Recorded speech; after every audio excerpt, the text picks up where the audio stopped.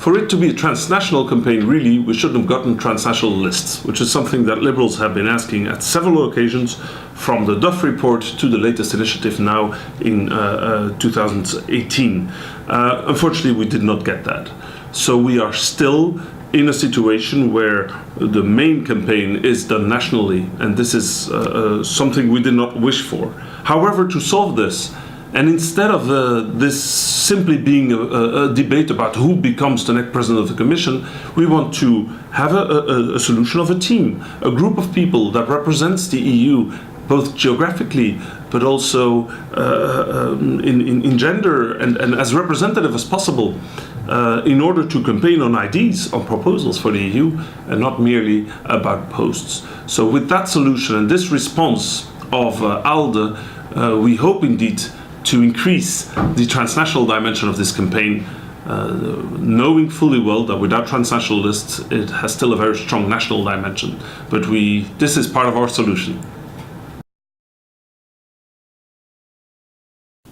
Well, we never call it a second-order election campaign, and in fact we have clear data and evidence to show that in every member state the European elections are becoming more and more important. It is because the issues we face require European solutions and working together as a group of countries, as now 27 member states. We will absolutely be having a campaign spread across all of our 27 member states, and indeed with some support from some of our member parties that are not within the European Union. But inside the European Union we have 51 member parties.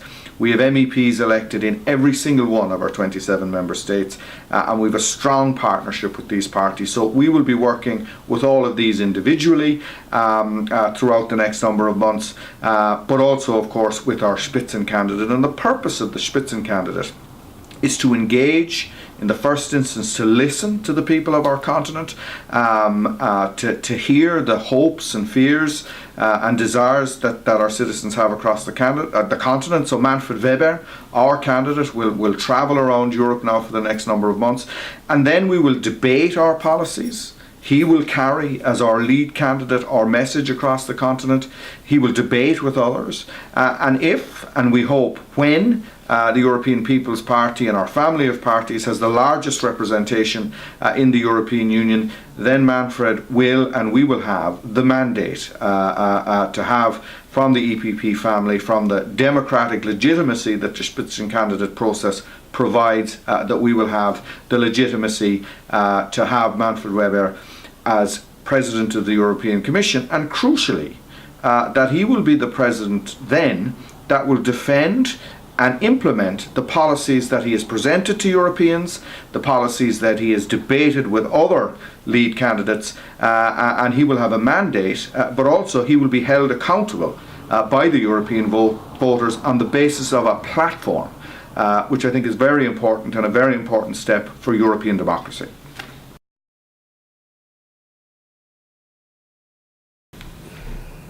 It is well known that European elections are usually national tests. So it's an occasion for constituencies, public opinions to sanctions or to praise the result of their national government.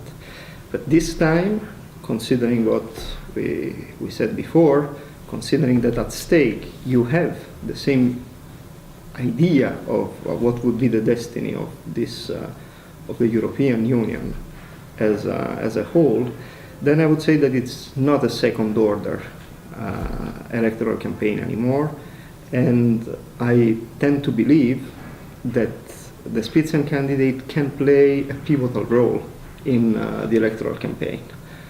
I would say that 5 years ago, when we initiated the idea of the common candidate, people were not really believing that it would have happened, and that finally who was scoring first would have got the job. And instead it is what has happened. So it is there, it's part of the history, it's part of the political history of the European Union. It's beyond what is written in the treaties, because the treaties doesn't say that the Spitzencandidate is supposed to be the next president of the European Commission.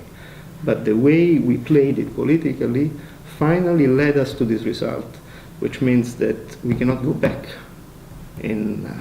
with the clock of history, and therefore the Spitzencandidate, the common candidate of the different political family, can play a very crucial role also in the national elections at the local level.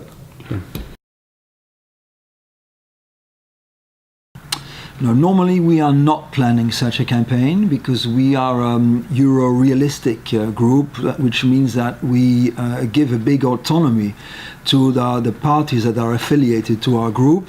And reality is that even for European elections, there will be national European elections in the 27 member states.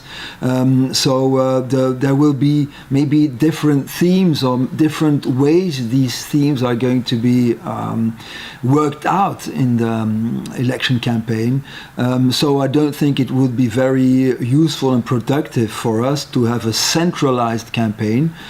We might have some common things that we are going to give attention to during the election campaign, but normally each party is going to have its own campaign.